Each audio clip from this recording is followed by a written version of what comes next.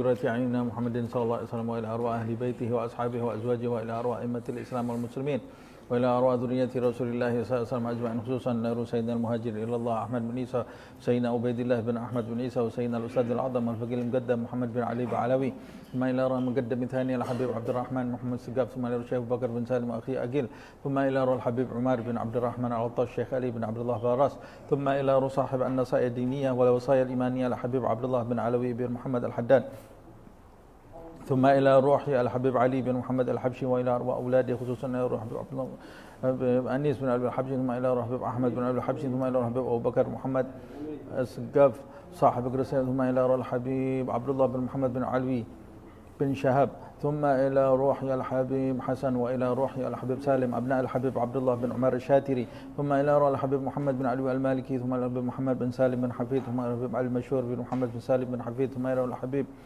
أبو بكر العدني بن علي المشهور، ثم إلى روح الحبيب القطب عبد القادر بن أحمد السقاف، ثم إلى روح الحبيب علي بن جعفر الإدروس، ثم إلى أرواح أولياء الله من مشارق الأرض ومغاربها وأصولهم وفروعهم المنتسبين إليهم أجمعين، ثم إلى روح كي هجي أحمد بن قرو علي، ثم إلى روح هجة حنيفة بنت هجي زين الدين، ثم إلى روح كي هجي عبد الرحمن بن كي هجي أحمد، ثم إلى روح هجي عبد الوهاب بن كي هجي أحمد، ثم إلى روح هجة سيتي وردة بنت كي هجي أحمد، ثم إلى روح فاطمة بنت كي هجي أحمد، ثم إلى روح هجي أحمد دهلان بن كي هجي أحمد، ثم إلى روح مأمون بن كي هجي أحمد، ثم إلى روح كي هجي مصطفى بن هجي عبد الهادي، ثم إلى روح بابا عثمان بن هجي عبد الحامد، ثم إلى أرواح أجدادنا وجداتنا وأعمامنا وعماتنا وأخوالنا وخالاتنا، وإلى أرواح والدينا ووالديكم ومعلمينا وأموات المسلمين والمسلمات والمؤمنين والمؤمنات وأصولهم وفروعهم والمنتسبين إليهم أجمعين، أن الله يتغشاهم بالرحمة والمغفرة، أن الله يعلي درجاتهم في الجنة ويكثر من مثوبتهم ويضاعف حسناتهم ويحفظنا بجاههم وينفعنا بهم، يعيد علينا من بركاتهم وأسرارهم وأنوارهم وعلومهم ونفحاتهم في الدين والدنيا والآخرة، وأن الله يرزقنا علما نافعا وقلبا خاشعا ورزقا واسعا، وأن الله يحفظنا، يحفظ أولادنا، يحفظ أصحابنا، يحفظ بناتنا، يحفظ جميع أمة سيدنا محمد صلى الله عليه وسلم من جميع البلاء والوباء والمصيبة والمعصية والذنوب والهم والهموم والغم والحروب ظاهرا وباطنا دنيا والآخرة، وأن الله يشفي مرضانا ويعافي مبتلانا، خصوصا أخينا Haji Soli Siswanto bin Karsono wa Anneke Josephine de Ruter, dan siapa yang sakit di antara kita, di antara keluarga kita, di antara orang yang kita kenal atau yang mengenal kita, semoga begitu juga yang sakit di antara umat Nabi Muhammad SAW, semoga segera diberi kesembuhan oleh Allah Subhanahu wa Ta'ala, kesembuhan yang sempurna lahir dan batin. Ya Syafi, ya Syafi, ya Syafi, la shifa'a illa shifa'uk, shifa'an la yughadiru saqaman wala alama, ya Kafi, ya Wafi, ya Hamid, ya Majid, irfa'anhum kulla ta'abin syadid, waqfihim minal haddi wal hadid wal maradis syadid wal jaysil adid, waj'alhum nuran min nurik wa izzan min izzik wa nasran min nasrik wa baha'an min baha'ik wa ata'an min ata'ik wa hirasatan min hirasatik, ta'idan min ta'idika ya dal jalali wal ikram wal mawahibil idham, as'aluka an takfiyahum min syarri kulli dhi syarr, innaka antallah khaliqul akbar. ثم أن الله يفتح علينا فتوح العارفين، فتوح المطلق، فتوح المبين، ويطول أعمارنا في صحة وعافية، ويختم لنا بالحسنى وهو راض عنا مع اللطف والعافية بلا بلاء ولا بلوى، وإلى حضرة النبي محمد صلى الله عليه وسلم الفاتحة.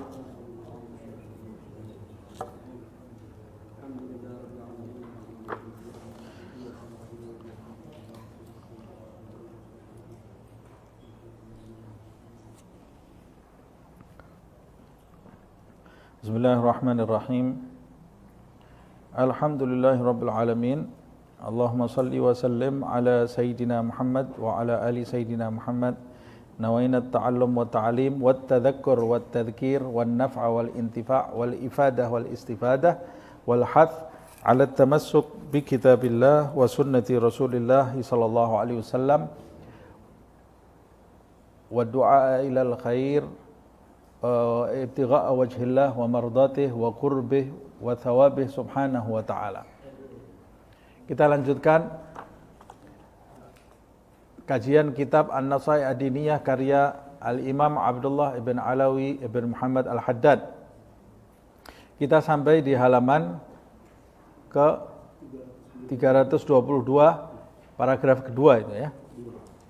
Di pertemuan yang lalu kita membahas mengenai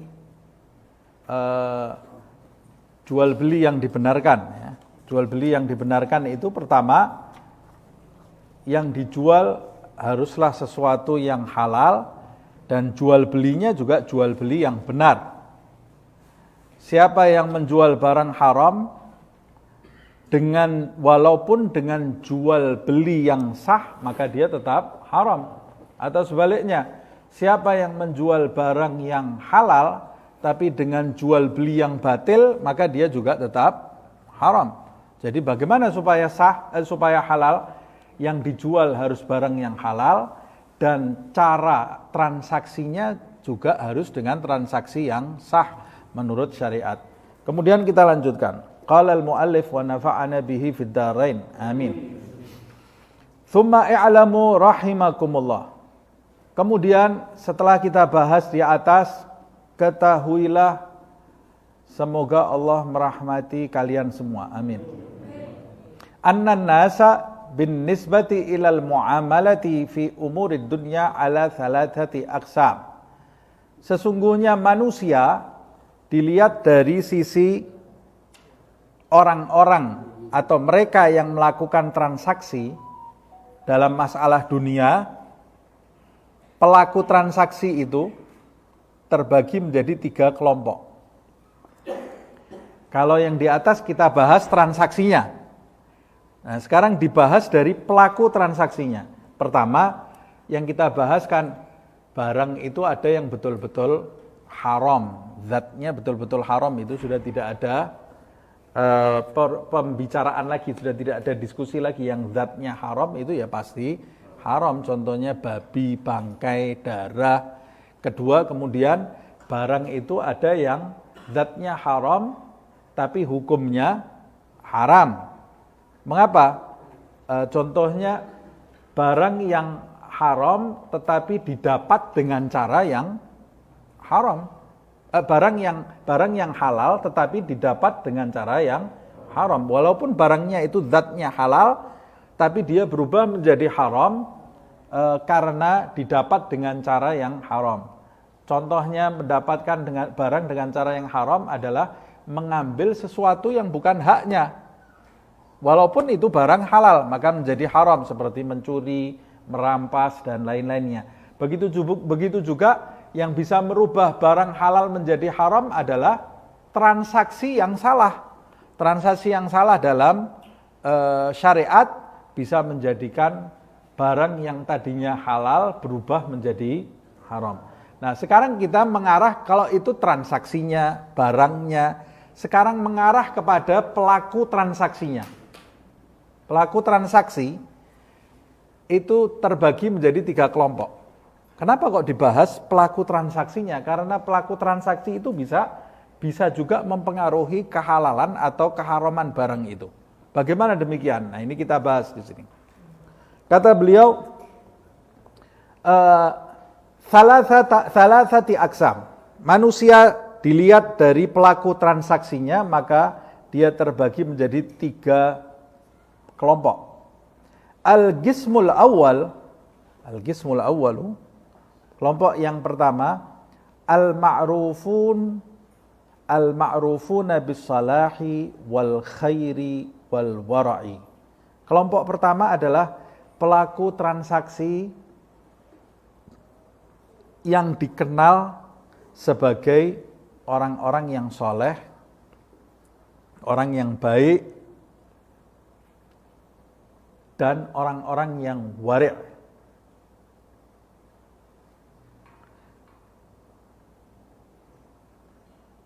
Jadi dia orang-orang yang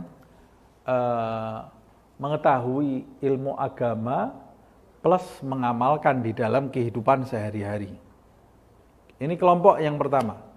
Bagaimana kalau kita bertransaksi dengan orang-orang yang soleh, orang-orang yang baik, dan orang-orang yang punya sifat hati-hati, orang-orang yang wari'. Pelakunya namanya wari', sifatnya wara'. Kalau kamu bertransaksi dengan orang-orang seperti ini, kelompok pertama ini, kata beliau, tajuzu mu'amalatahum mutlagan min ghairi su'alin wala taftish.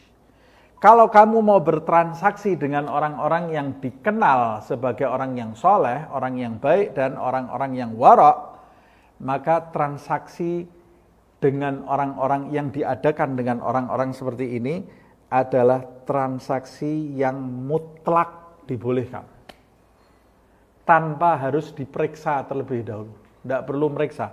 Kamu kalau lihat ada orang soleh, berilmu, tahu caranya transaksi yang benar, dan dia itu orang soleh, orang yang hati-hati, kalau mau transaksi dengan dia, tidak perlu lagi kamu periksa-periksa. Sudah itu jelas sesuatu yang dibolehkan.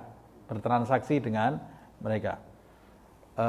Tanpa pemeriksaan lagi. Nah, walaupun kelompok yang pertama ini semakin hari semakin jarang, ya, semakin jarang kita dapati kelompok yang pertama ini. Kemudian wal qismu tsani, sedangkan kelompok yang kedua, kelompok yang pertama ini contohnya para nabi, itu jelas dia orang soleh, orang baik, orang wari', para aulia, para pewaris Nabi Muhammad SAW, orang-orang ulama al-amilun, ulama yang mengamalkan ilmunya, ini tergolong orang-orang yang kelompok yang pertama. Wal qismu tsani, kelompok yang kedua, hum al-majhulun. Mereka itu orang-orang yang tidak terdeteksi, majhulun, tidak diketahui, gitu ya. Tidak pernah diketahui. Bagaimana ini maksudnya? Alladzina la ta'rifuhum bisalahin wala takhlid. Orang-orang yang kamu ini tidak tahu dia ini termasuk orang yang soleh atau orang yang campur aduk. Campur aduk ini ya antara halal dan haram jadi satu di dalam hartanya. Tapi kamu tidak tahu. Misalnya kamu mau bertransaksi dengan seseorang, ini orang soleh atau bukan? Wallahu alam. Tidak ada kabar dia ini orang soleh. Oh, ini orang yang hartanya campur halal haram. Tidak ada kabar juga. Tidak ada kabar. Saya tidak tahu ini orang baik atau orang yang mencampur adukkan hartanya dengan sesuatu, saya juga tidak tahu. Ini kelompok yang kedua. Nah, kalau kamu bertransaksi dengan orang seperti ini, wa ahwaluhum masturatun angka. Kondisi mereka ini tidak kamu ketahui, masturah, tidak kamu tertutup bagi kamu. Kamu tidak tahu mau mencari asal usul orang ini betul atau enggak, transaksinya orang baik atau orang, tertutup. Nah, bagaimana kalau kamu bertransaksi dengan orang seperti ini? Kata beliau, fahaula aidan tajuzu muamalatahum mutlaqan. Orang yang kamu tidak tahu, orang yang kamu tidak tahu bahwa orang ini hartanya campur aduk haram dengan halal. Kamu tidak tahu, kamu boleh bermuamalah dengannya. Kamu diperbolehkan.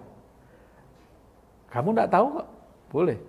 Dan kamu tidak diwajibkan setiap mau transaksi dengan orang tanya, harta kamu halal apa haram? Tidak wajib kamu. Atau kamu tidak diwajibkan juga setiap mau transaksi dengan orang, kamu itu meneliti, kamu kerjanya apa, kamu dapat penghasilan dari mana, tidak wajib. Walaupun ada yang mengatakan sunnah. Ada yang mengatakan sunnah kamu bertanya. Mustahab. Mustahab itu dianjurkan kamu tanya. Tapi tidak diwajibkan. Apalagi kalau kamu tahu ini kalau saya tanya orang ini akan tersinggung. Ini orang tidak bisa ditanya. Kalau ditanya putus. Tidak ada orang transaksi terus sekarang saya mau tanya satu-satu, saya periksa kamu ini KPU apa KPK apa kamu ini KPK atau mau transaksi dengan saya? Enggak mau dia. Ya sudah, kalau ini orang enggak bisa ditanya, ya sudah jangan ditanya. Tapi kalau bisa ditanya ya itu lebih baik untuk kehati-hatian. Makanya beliau mengatakan walakin yustahabbus su'alu wat taftish. Tetapi dianjurkan kamu itu bertanya, karena ini orang majhul, tidak kenal. Dianjurkan kamu bertanya dan memeriksa dari mana dia dapat harta. Kenapa? Ya itu akan justru akan menyelamatkan kamu secara lahir dan batin, dunia dan akhirat. Sebab kalau kamu transaksi dengan orang yang tidak jelas, bisa jadi dia penipu juga. Kamu bisa rugi di tengah jalan. Nah, kalau kamu tidak mau transaksi dengan orang yang tidak kamu kenal karena kamu takut ditipu hartamu ludes, bagaimana kamu membiarkan transaksi dengan orang yang tidak kamu kenal yang bisa menipu akhiratmu? Harusnya lebih kamu perhatikan. Kalau ada orang yang tidak kenal, kamu tidak mungkin langsung transaksi kecuali kamu ini meneliti terlebih dahulu harusnya.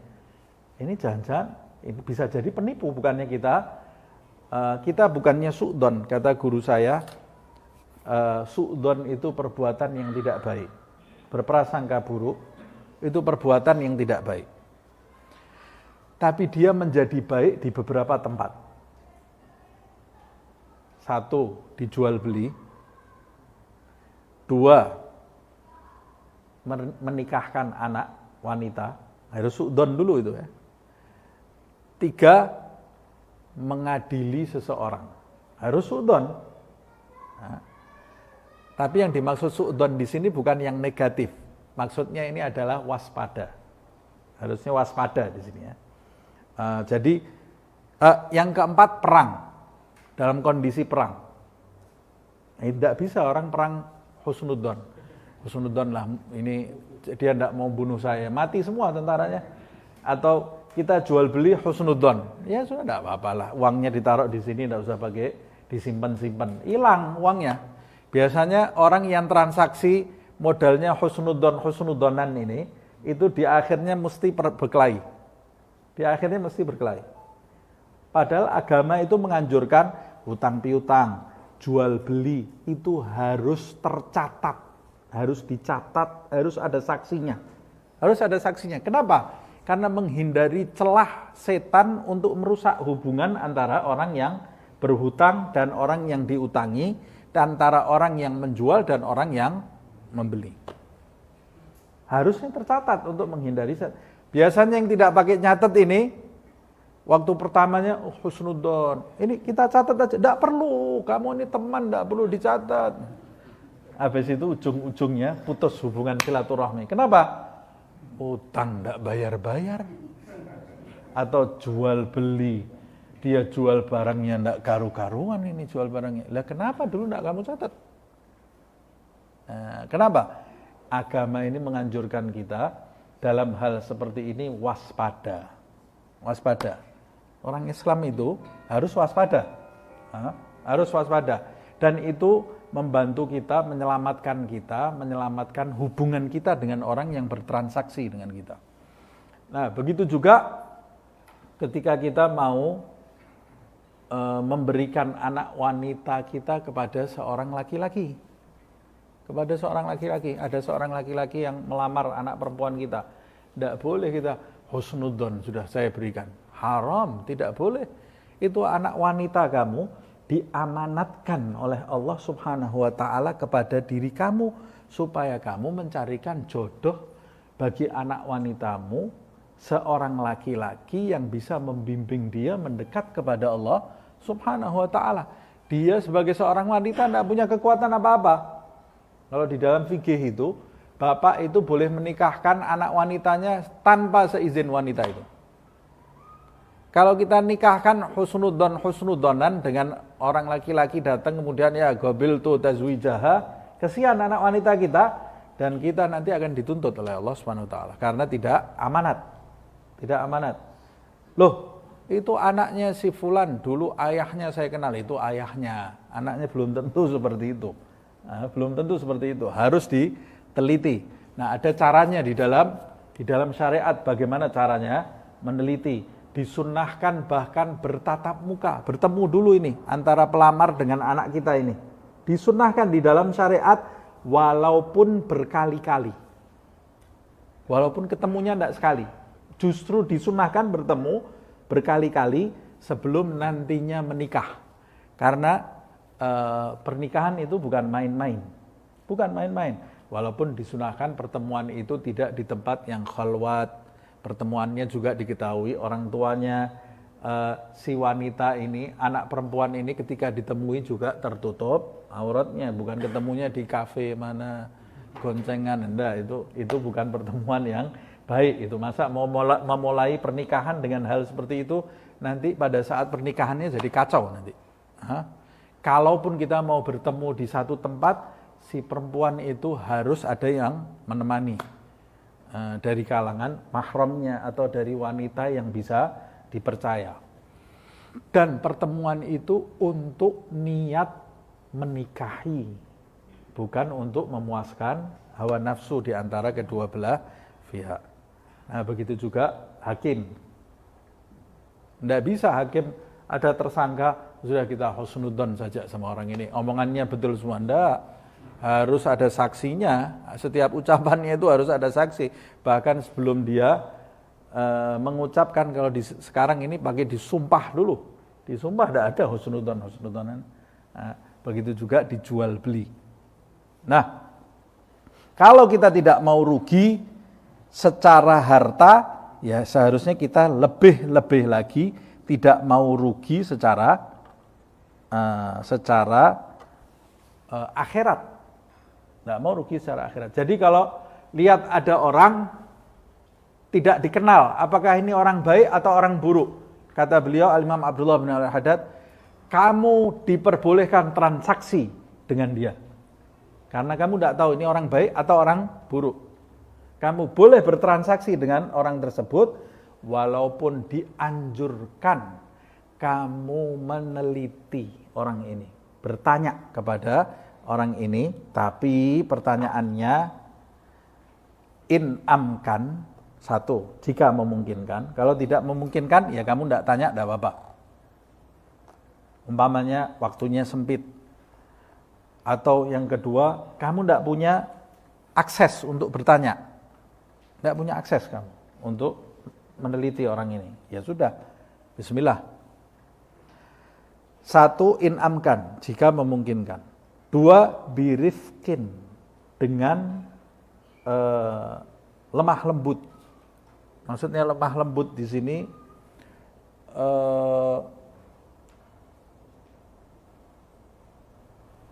sindiran, bukan sesuatu yang terlalu lugas, tidak terlalu lugas gitu ya, sehingga nanti bisa menggagalkan transaksi kamu atau menjadikan orang itu marah. Birifkin, jadi bagaimana? Rifkin itu lemah lembut itu penjelasannya berikutnya ini. Birifkin waduna idzain. Lihat ini. Maksudnya lemah lembut itu tidak menyakiti. Contohnya, kalau kita tanyanya langsung, harta kamu ada haramnya atau tidak? Ya orang sakit hati lah gitu kan. Masa kita langsung tanya mau jual beli? Maaf ya, harta kamu tercampur dengan barang haram enggak? Itu kamu menyakiti dia itu. Tidak boleh seperti itu. Nah, kamu bisa bertanyanya lemah lembut, tidak tanpa menyakiti, umpamanya dengan menceritakan kepada dia bahwa harta itu kalau suci bla bla bla bla bla bla bla. Saya ini diperintahkan untuk menyucikan harta saya dari barang-barang yang diharamkan oleh Allah. Semoga harta saya ini suci dan semoga harta kamu juga suci dari barang yang tidak diridhai Allah Subhanahu wa taala. Dengan begitu orang tadi sadar gitu ya. Sadar, diharapkan dia sadar. Wa huwa minal wara' al mustahab. Nah, kamu bertanya terlebih dahulu atau meneliti terlebih dahulu orang yang tidak jelas orang baik atau orang yang hartanya campur aduk, kamu bertanyanya itu termasuk bagian dari warok yang dianjurkan, kehati-hatian gitu ya. Tapi kalau saya tidak mau nanya, tidak ada masalah. Tidak diwajibkan kamu bertanya. A'ni as-su'al gitu ya, yaitu bertanya ini ya.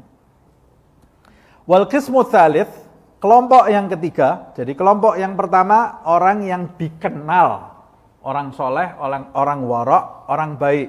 Sudah kamu tidak perlu meneliti lagi. Kalau ketemu orang mau transaksi dengan orang seperti itu, tidak perlu meneliti lagi. Yang kedua adalah kelompok yang tidak diketahui dia ini orang baik atau hartanya campur aduk.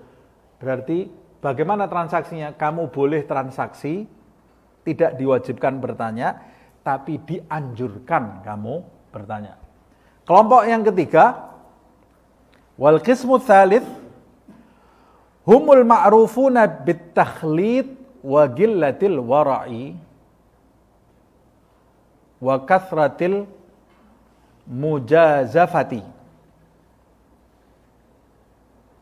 Ya, mereka ini adalah orang-orang yang diketahui hartanya ini campur aduk. Hartanya campur aduk dan tidak punya sifat kehati-hatian. Kemudian kathratul mujazafah, orangnya sembrono. Sembrono itu kalau nakar tidak betul. Kalau nakar sesuatu, ngitung sesuatu itu seenaknya saja. Kurang lebih 1 gram kurang lebih. Atau kainnya mestinya 5 meter jadi 4,5, kurang lebih. Ini padahal itu ada haknya orang sembrono. Ini orang terkenal seenaknya saja. Kalau nakar suka ngurang-ngurangi. Atau terkenal bahwa dia ini hartanya campur aduk. Ada halalnya, ada haramnya. Transaksi dia itu ada halalnya, ada haramnya. Begitu juga sedikit kehati-hatiannya. Fi bai'ihim, pada saat dia membeli, wa syira'ihim, pada saat dia menjual, wa muamalatihim, dan pada setiap transaksinya. Nah, ini kelompok yang ketiga, pelaku transaksi kelompok yang ketiga. Nah, saya kira di zaman ini yang paling banyak yang ketiga ini ya. Yang paling banyak yang ketiga ini. Yang lumayan banyak yang nomor 2 yang kita tidak tahu. Yang paling sedikit, nah itu yang nomor 1 itu, nomor 1. Nah, tapi mudah-mudahan di negara kita masih banyak yang ke-1 ini ya, karena banyak orang Islamnya kok. Harusnya banyak orang Islamnya itu banyak yang nomor 1. Nah, yang menyedihkan kalau di negara luar sana yang bukan Islam malah seperti yang nomor 1 banyak. Di negara yang Islam malah penipunya yang banyak, yang nomor 3 yang banyak. La ilaha illallah ini. Yang Islam negaranya ini yang mana ini ya? Makanya kata seorang ulama, al-Islam mahjubun bil muslimin. Agama Islam itu terhalang justru karena orang-orang Islamnya. Orang-orang Islam yang tidak mengamalkan agama Islam. Sehingga orang di luar sana, dia tidak kenal Islam. Orang non-muslim, dia kan tidak mungkin membaca Al-Quran. Orang non-muslim kok baca Al-Quran? Orang non-muslim tidak mungkin membaca sejarah Nabi Muhammad, hadisnya Nabi. Kalaupun ada sedikit, dan banyak yang masuk Islam ketika membaca. Tapi sebagian besar non-muslim itu tidak membaca Al-Quran, tidak membaca hadis, tidak membaca sejarah Nabi. Mereka taunya Islam dari mana? Dari orang Islam. Nah, suatu ketika ada non-muslim bertransaksi dengan orang Islam, ternyata orang Islamnya menipu. Karena orang Islamnya menipu, dia mengakibatkan non-muslim tadi tertutup dari hidayah Islam. Dia punya tanggung jawab. Jadi setiap orang Islam, apalagi yang mengenakan pakaian seperti yang kita kenakan ini. Kalau pakaiannya pakai celana panjang, pakai kaos, di luar sana masih orang tidak tahu. Kecuali kalau lihat KTP-nya baru tahu itu orang Islam. Tapi kalau keluar di jalan pakai pakaian ini, pakai kopiah, pakai sarung, apalagi lebih-lebih lagi pakai jubah, pakai serban, la ilaha illallah, pakai syal. Wah, itu pakaiannya Nabi Muhammad SAW. Serban itu mahkotanya Rasulullah SAW. Kalau kita sudah memakai ciri khas ini, kita keluar tidak bawa nama kita sendiri loh. Saya ketika pakai baju ini, keluar di jalan ini tidak membawa nama Husain Nabil, tapi membawa nama Allah, nama Muhammad SAW, nama masjid, nama Al-Quran, nama hadis, nama orang-orang Islam. Saya ini ketika saya berbuat sesuatu yang buruk di jalan, saya punya dosa terhadap orang yang saya rampas haknya. Saya punya dosa terhadap Allah. Saya punya dosa terhadap Nabi Muhammad SAW. Saya punya dosa terhadap Al-Quran dan hadis Rasulullah. Saya punya dosa terhadap orang Islam semuanya, karena saya dianggap mewakili mereka. Dan saya punya dosa terhadap orang yang saya sakiti di jalan itu, karena saya hidayah Islam itu bisa tertutup terhadap orang itu. Nah, jadi orang yang mengenakan ciri khas Muslim, maka dia harus lebih berhati-hati ketika di jalan. Harus berhati-hati karena dia punya tanggung jawab yang besar di pundaknya. Nah, sebaliknya, kalau kita bertingkah baik di jalan, pahala kita juga berlipat-lipat lebih daripada orang lain. Karena dakwah yang paling efektif itu bukan di masjid seperti saya ini. Dakwah yang paling efektif, yang saya dapati, saya ini sekarang berhadapan dengan orang Islam semuanya yang sudah kenal Islam, baca kitab lagi. Baca kitab. Ini ya dakwah ini ya kan, saya sama-sama mendakwahi diri saya untuk mengamalkan apa yang di kitab, yang mendengarkan juga. Tapi rata-rata insya Allah yang sudah masuk di dalam majelis seperti ini orang yang sudah di realnya, sudah jalan. Sementara itu orang yang di luar sana 30 tahun tidak pernah sujud kepada Allah. Siapa yang mau ngasih tahu itu? Suruh masuk masjid ini tidak mau dia. Ada orang di luar sana 70 tahun tidak pernah nyebut Allah, tidak pernah. Allah, la ilaha illallah, tidak tahu dia. Kita sekarang duduk di majelis ini, ada berapa banyak nyawa yang melayang bukan dalam keadaan Islam. Itu tanggung jawabnya siapa terus? Nah, bagaimana kita berdakwahnya? Loh, ini kan sudah streaming, Ustaz. Mereka tidak lihat streaming kita. Yang mereka lihat tuh gosip-gosip terus tiap hari. Lihat itu loh, streaming kita itu yang lihat berapa orang? Hafid tahu itu. Yang lihat berapa orang streaming kita ini? Oh, itu aja yang lihat kadang-kadang tidur di rumahnya itu ya. Alhamdulillah saya bukunya dibuka ini, begitu mulai 10 menit tidur. Terus siapa yang mau berdakwah di luar sana? Jadi yang paling efektif, orang-orang yang kerja di kantor, itu dakwah. Dakwah itu bukan ceramah, tapi dakwah itu transaksi, muamalah. Dakwah itu melalui muamalah, bukan ceramah. Pernah dengar ceritanya seorang ulama besar. Dia pergi ke kota di Afrika sana, berdakwah dia. Dakwahnya tidak dengan ceramah dari masjid ke masjid ya. Dakwahnya dia buka toko ini. Buka kios gitu ya. Tokonya ini sembako. Ada beras, ada gula, ada teh, garam, sembako. Kalau ada dia membuka kiosnya di tempat non-muslim, mayoritas non-muslim. Datang seorang pembeli. Waktu beli, minta beli teh, sama dia diambilkan teh, dikasih gula.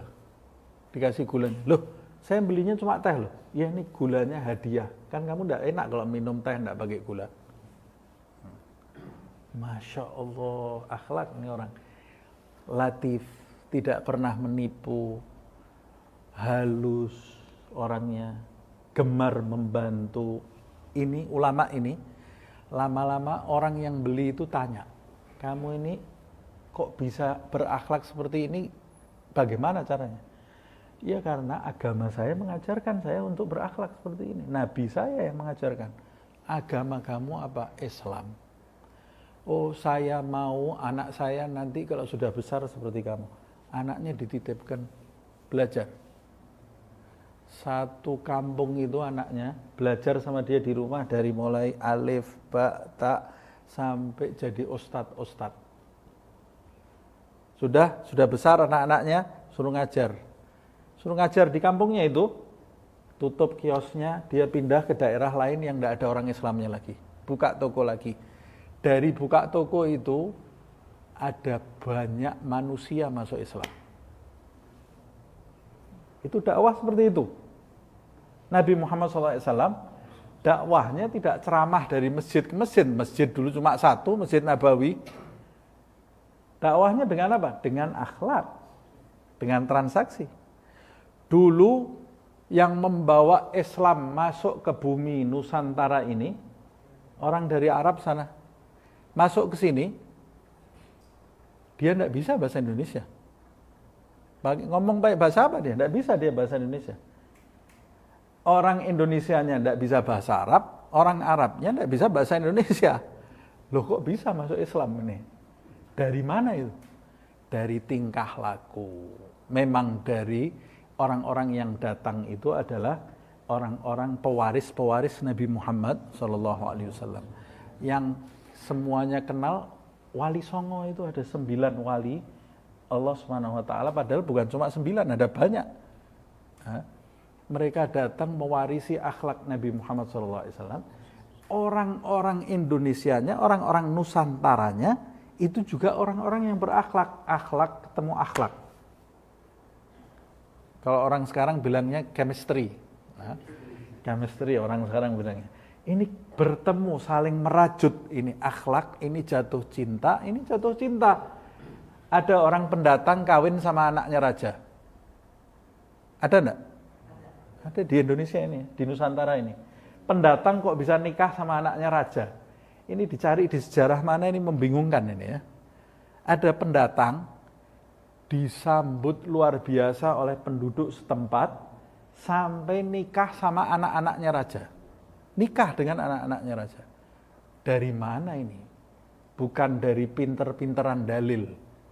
Bukan dari banyak dalil. Tapi dari akhlak. Dari akhlak. Nah ini sekarang yang sudah pupus di tengah-tengah kita. Akhlak ini, tingkah laku, adab, etika. Ini hilang. Orang zaman sekarang ini pinter-pinteran. Kalau sudah pinter-pinteran, seneng saling menjatuhkan. Karena orang kalau pinter-pinteran, itu dia pasti sifat sombong di dalam dirinya ini kuat sekali. Begitu lihat ada orang salah sedikit, langsung dijatuhkan. Sama seperti iblis. Sepinter-pinternya kita mungkin lebih pinter iblis loh ya. Iblis itu pinternya luar biasa.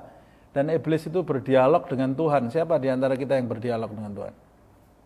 Iblis itu dialog dengan Tuhan. Pinternya luar biasa, ibadahnya luar biasa sampai disebutkan di dalam tafsir tidak ada tanah sejengkal pun di muka bumi ini kecuali pernah digunakan sujud oleh iblis. Kita sehari sholat sunnah berapa rakaat? Ada enggak sholat di masjid ini 200 kali? Tidak ada. 5 waktu aja sudah alhamdulillah. Ini iblis ini ibadahnya luar biasa. Dia terusir dari rahmat Allah hanya karena dia mengucapkan ana khairun minhu khalaqtani min narin wa khalaqtahu min tin, dan dia tidak mau sujud kepada Adam, sombong terhadap Adam. Aba wastakbar, kata Allah di dalam ayat suci Al-Quran. hilang, lenyap, semua ilmunya tidak ada gunanya, dalil-dalilnya tidak ada gunanya, ibadahnya tidak ada gunanya, semuanya. Nisbahnya, nasabnya juga tidak ada gunanya, kan dia dari api merasa lebih hebat, tidak ada gunanya kamu dari api, karena dia sombong di hadapan makhluk yang lain. Nah, jadi ini kita dari jual beli sampai ke iblis ini ya pembicaraannya.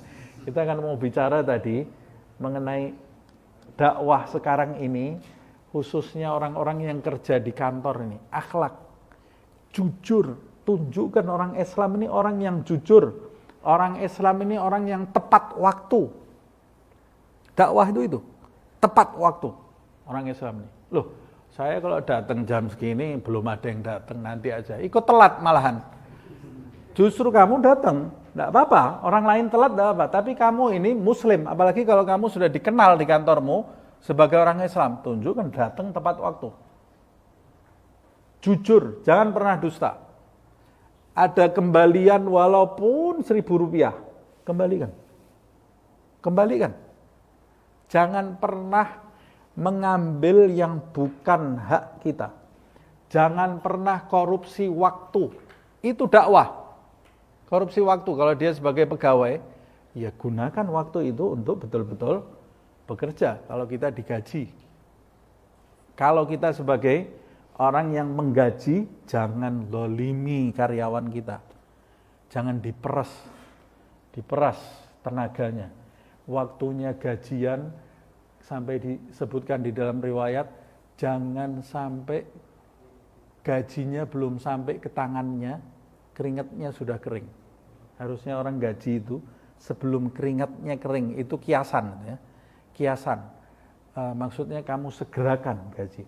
Dulu Habib Abdurrahman bin Muhammad Asgaf, disebutkan di dalam riwayat, antara maghrib dan isya, kalau sekarang dia duduk di kantornya, gaji karyawannya banyak. Karena kebun kurmanya berhektar-hektar. Ditegur sama satu orang, bainal isya'ain, antara maghrib dan isya ngurusi uang ini ya. Kata dia, haknya makhluk ini harus lebih diutamakan. Karena Nabi Muhammad SAW menyampaikan, sampaikan gajinya orang itu sebelum kering keringatnya.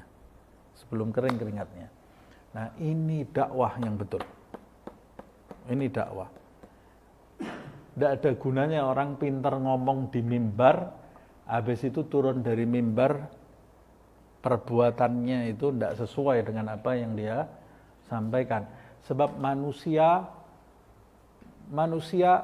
itu lebih cepat menerima dakwah dari perilaku daripada dari ucapan. Seperti yang disebutkan, dakwah bilhal, berdakwah dengan tingkah laku, itu lebih fasih daripada berdakwah dengan lisan. Itu sebabnya Nabi Muhammad SAW sedikit berbicara. Nabi Muhammad itu sedikit berbicara. Dan kalau bicara tidak panjang-panjang Rasulullah SAW. Nah, orang masuk Islam itu dari apanya? Akhlak. Dari tingkah laku Nabi Muhammad SAW. Semoga Allah mengaruniai kita akhlak dan adab yang bermanfaat untuk diri kita dan bermanfaat untuk seluruh umat manusia, akhlak yang mendatangkan ridha Allah Subhanahu wa taala. Kita lanjutkan ini. Nah, wa kathratul mujazafati fi bai'ihim wa syira'ihim wa muamalatihim. Banyak kecurangan dalam jual belinya dan segala transaksinya. Wa haula, kalau kamu ketemu dengan orang yang kelompok ketiga ini, wa haula yambaghi lil insan al muttaqi la yu'amilahum ra'san. Sebaiknya manusia kalau dia menyandang sifat takwa, mementingkan ketakwaannya, hendaklah dia tidak ra'san, tidak segera bertransaksi dengan dia. Artinya tidak segera memeriksa terlebih dahulu. Fa in ihtaja ila muamalatihim, Kalau kamu tidak terlalu penting bertransaksi dengannya, ya lebih baik kamu hindari. Kalau tidak terlalu penting ya. Tapi fa in ihtaja ila muamalatihim, tapi kalau kamu memang perlu bertransaksi dengan orang tersebut dan kamu sudah tahu ini orang banyak curangnya, campur aduk hartanya, sedikit kehati-hatiannya. Kalau kamu harus bertransaksi dengan kelompok ketiga ini, ta'akkad alaihi. Kamu pertama harus memastikan terlebih dahulu. Ayyuqaddimat taftish was su'al.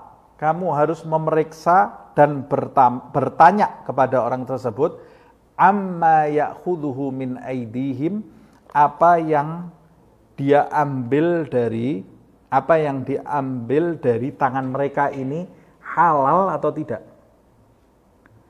Yang diambil, yang dijual ini sesuatu yang halal atau tidak? Jangan-jangan nanti yang dijual itu hasil curian. Barang hasil curian kan bukan haknya dia. Tidak boleh dia menjual barang hasil curian. Kalau yang jualan ini maling, kamu sudah tahu maling, kamu ya harus tanya. Kalau kamu harus beli loh ya. Jangan kamu, wah ini harganya murah ini. Harganya separuh harga yang asli. Kamu tahu ini yang di toko ini isinya barang malingan semuanya. Kamu beli walaupun dengan cara yang halal, kamu kemasukan barang haram.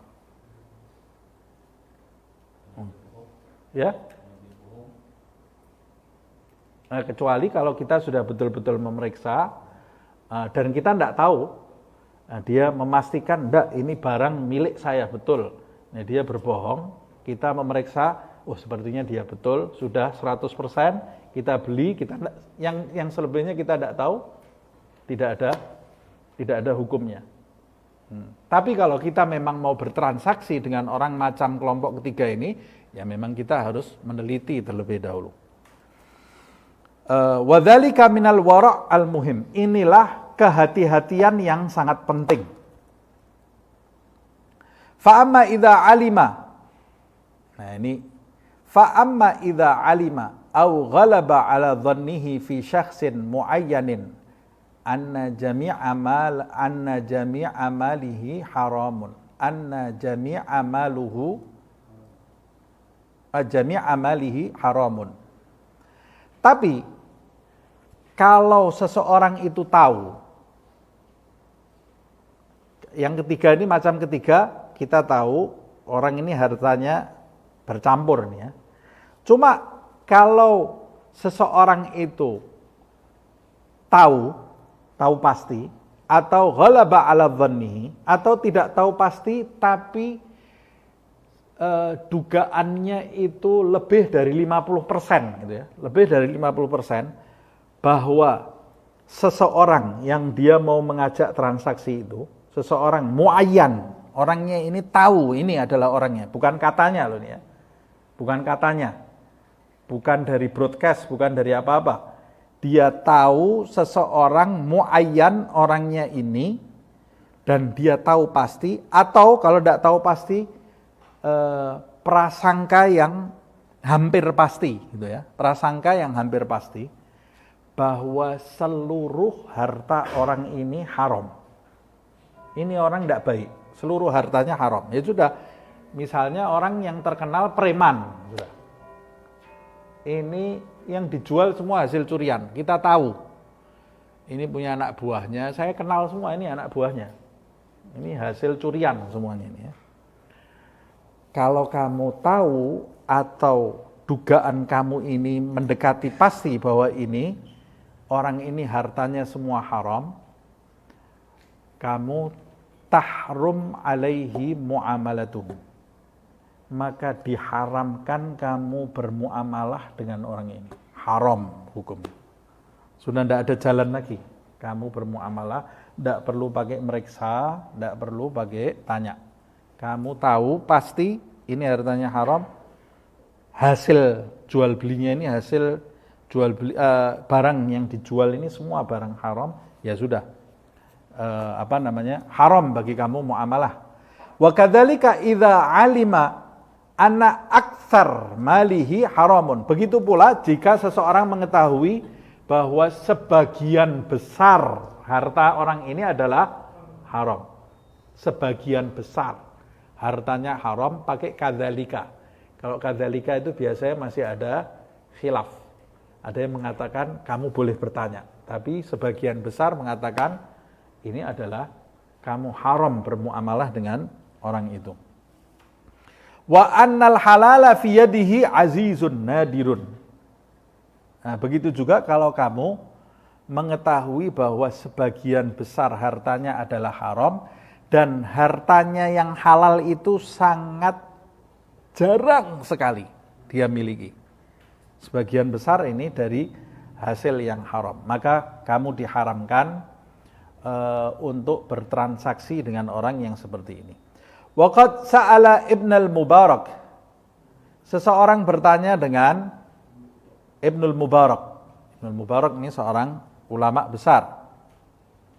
Seorang yang wari'. Rahimahullah, semoga Allah merahmatinya. Seseorang bertanya, waqad sa'ala Ibnul Mubarak ba'du wukalaihi.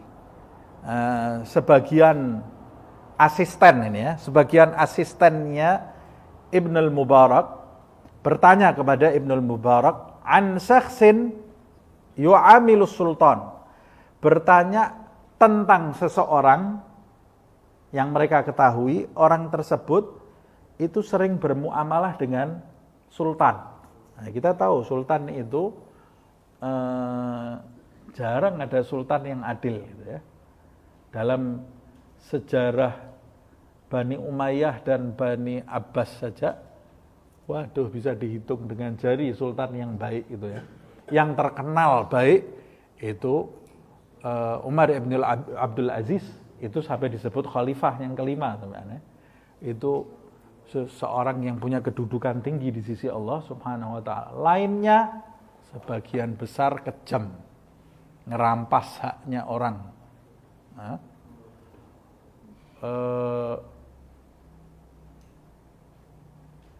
begitu juga Harun ar-Rasyid yang dikenal-kenal ceritanya itu kejamnya luar biasa, terutama terhadap anak cucu Nabi Muhammad SAW.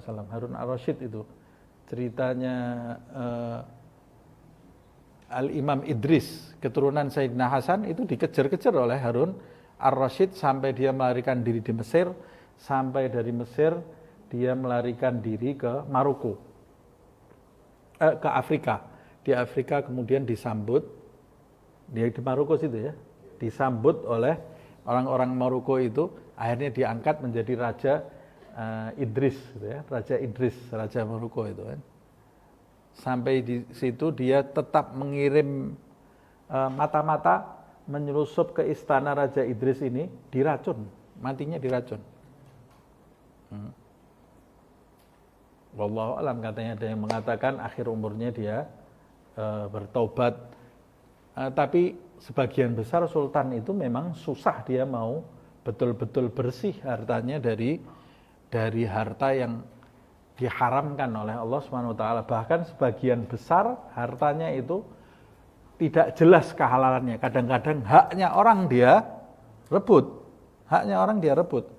Kadang-kadang orang memberikan sesuatu karena takut dihukum, terpaksa. Kalau ditanya dia tidak mau. Itu haknya orang yang dia ambil. Nah, ini asistennya Ibnul Mubarak itu tanya, ada orang, kalau kita itu ada orang di kampung sebelah gitu ya, bahasanya yang enak gitu ya, atau tetangga sebelah itu kaya raya karena dia sering jual beli dengan sultan. Kalau orang zaman sekarang, kaya dia, bisa dapat macam-macam. Apa?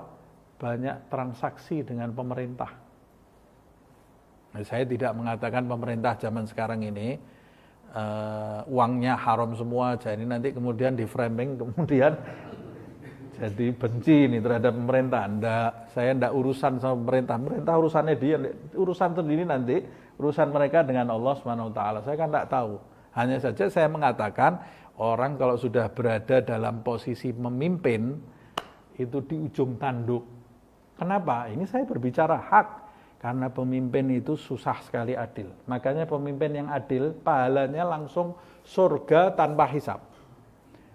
Kita sudah membaca di bab yang lalu, pemimpin itu setiap pemimpin nanti dibangkitkan dalam keadaan tangannya terikat di tengkuk. Yang membuka ikatan itu hanya keadilannya. Kalau dia diseleksi nanti di akhirat tidak adil, ditendang jatuh ke neraka dalam keadaan terikat. Makanya para sahabat Nabi semuanya jijik dengan posisi kepemimpinan itu, takut mereka. Nah, orang zaman sekarang karena tidak tahu, mengeluarkan uang banyak untuk kepingin jadi pemimpin. Nah, mudah-mudahan Allah menyelamatkan umat Nabi Muhammad SAW, insyaallah. Nah, kita tidak mau bahas politik kan, tidak ada urusannya ini dengan politik. Tapi yang jelas, ini disebutkan di sini, bertanya orang ini bagaimana bermuamalah dengan seseorang yang hartanya itu hasil dari transaksi dengan sultan. Tanya kepada seorang pewaris Nabi, namanya Ibnul Mubarak. Fakot, ini ada kata-kata fakot di sini. Kana la yu'amil illa sultan fakot, fala tu'amiluhu. Hal yu'amiluhu amla, salah saya ini ya. Wukala yang syahsin yu'amilu sultan. Jadi mereka itu bertanya tentang seseorang yang keuntungan hartanya itu didapat dari transaksi dengan raja atau sultan. Hal yu'amiluhu amla, apakah kita boleh bertransaksi dengan orang tersebut atau tidak? Faqala lahu, maka Ibnul Mubarak itu menjawab, in kana la yu'amil illa sultan faqad fala tu'amiluhu. Kalau dia tidak bertransaksi jual beli kecuali hanya dengan sultan saja, berarti hartanya itu semua sumbernya dari sultan, maka kamu jangan bertransaksi dengan dia. Apa artinya? Artinya barang di rumahnya semua syubhat. Syubhat, semua barang di rumahnya. Wa in kana yu'amilu sultan wa yu'amil ghairahu fa'amilhu. Tapi kalau dia itu bertransaksi dengan sultan dan dia juga bertransaksi dengan selain sultan, artinya semua diajak transaksi, berarti ada kemungkinan. In kana la yu'amil ila sultan faqad fala tu'amil, wa in kana yu'amil sultan wa yu'amil ghairahu fa'amilhu, ya kan? Kalau dia bertransaksi dengan sultan dan bertransaksi dengan yang lain, berarti ada kemungkinan campur aduk tadi, ada harta yang halal, ada harta yang haram, fa'amilhu. Maka kamu boleh bermuamalah dengan orang tersebut, tapi yustahab, dianjurkan kamu untuk bertanya kepada orang tersebut, in amkan, jika memungkinkan. Qultu, pendapat Al-Imam Abdullah bin Al-Haddad, jam menunjukkan 9 kurang 10. Jadi ini lebih baik kita lanjutkan di pertemuan yang akan datang ya. Karena ini pembahasannya kayaknya ini masih panjang mengenai hal ini. Kenapa sih ini kok bahasnya bab muhlikat pertama yang dibahas jual beli semua ini sama Al-Imam Abdullah bin Al-Haddad ya, karena yang paling banyak menghancurkan orang itu perut, barang haram gitu ya. Barang haram ini berbahaya sekali bagi seorang salik yang ingin mendekatkan diri kepada Allah Subhanahu wa taala. Semoga Allah Subhanahu wa taala melindungi kita, melindungi keluarga kita, menyembuhkan yang sakit di antara kita, di antara keluarga kita, sesembuh-sembuhnya, segera kesembuhan yang sempurna lahir dan batin. Dan semoga Allah Subhanahu wa taala menjadikan kita termasuk mereka yang mendengarkan nasihat dan mewujudkan, mengamalkan dalam kehidupan sehari-hari, dan menjadikan majlis kita ini kelak menjadi saksi baik di hadapan Allah Subhanahu wa taala. Amin ya rabbal alamin. Ya Rabbana a'tarafna bi anna nagtarafna wa annana asrafna ala ladha ashrafna fatub alaina tauba taghsil li kulli hauba wastur lana al-awrati وآمين الروعات واغفر لوالدينا ربي ومولودينا والأهل والإخوان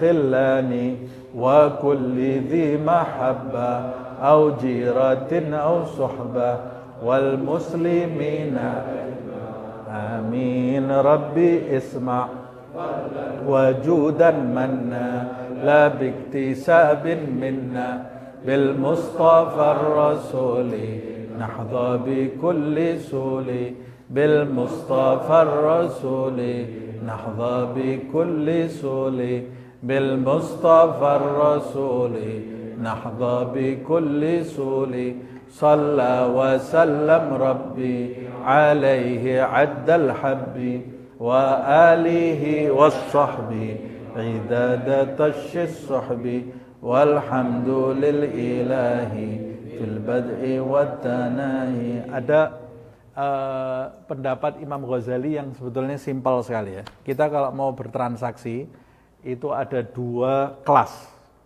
Kalau kelas orang awam kebanyakan, kata Imam Ghazali, dia boleh bertransaksi sepanjang tidak ada kejelasan ini haram atau tidak. Kalau kamu tidak tahu ini haram, kamu boleh bertransaksi. Ini kelas orang awam. Orang awam kebanyakan. Pokoknya kalau tidak ada tanda-tanda ini haram, berarti itu adalah halal. Tapi kalau kelas yang di atas itu, kelas seorang salik, dia harus menyandang sifat wara'. Dia tidak boleh mengambil sesuatu, bertransaksi dengan sesuatu yang tidak ada tanda-tanda kehalalannya. Faham ini? Kalau awam, sepanjang tidak ada tanda-tanda haramnya, ya sudah, ambil. Tapi kalau orang yang wara', sepanjang tidak ada tanda-tanda halalnya, jangan diambil. Itu lebih susah lagi itu kan. Nah, kalau wara' seperti itu. Nah, kita tinggal ngukur, kita ini kelasnya yang mana ini ya.